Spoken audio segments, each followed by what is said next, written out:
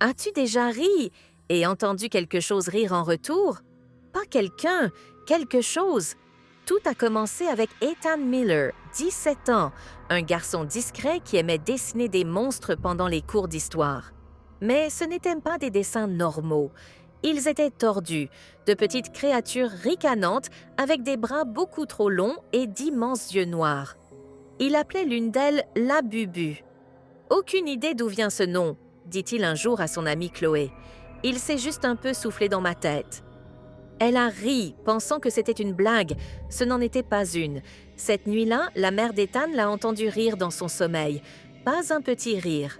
Un ricanement, des éclats aigus, perçants, encore et encore. Elle est entrée dans sa chambre.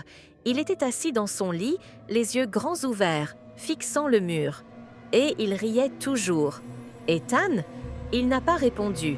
Il a juste murmuré « La Bubu aime quand je ris ». Le lendemain à l'école, il était différent. Pâle, tremblant, il sursautait sans arrêt, comme si quelque chose était derrière lui. Chloé l'a confronté. « Tu vas bien? T'as dormi ?»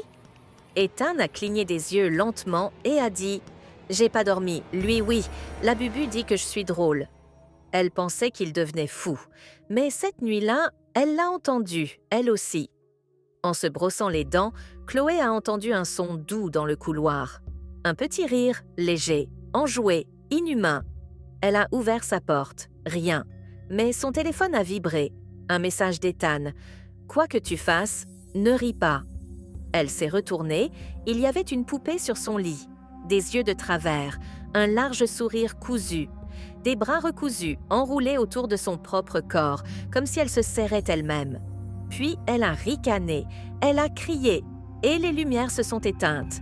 Le lendemain matin, Ethan avait disparu. Les murs de sa chambre étaient couverts de pages de son carnet de croquis. La même silhouette encore et encore. Une créature bossue, aux membres en spirale, avec des rangées de dents.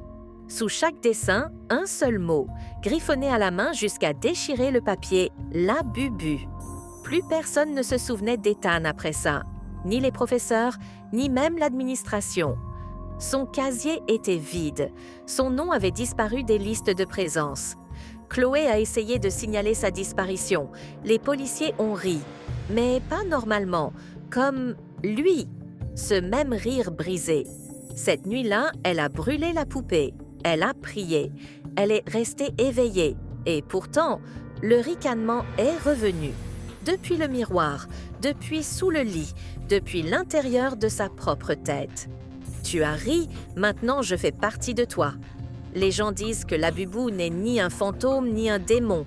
C'est une blague qui est allée trop loin, une malédiction qui se nourrit du rire.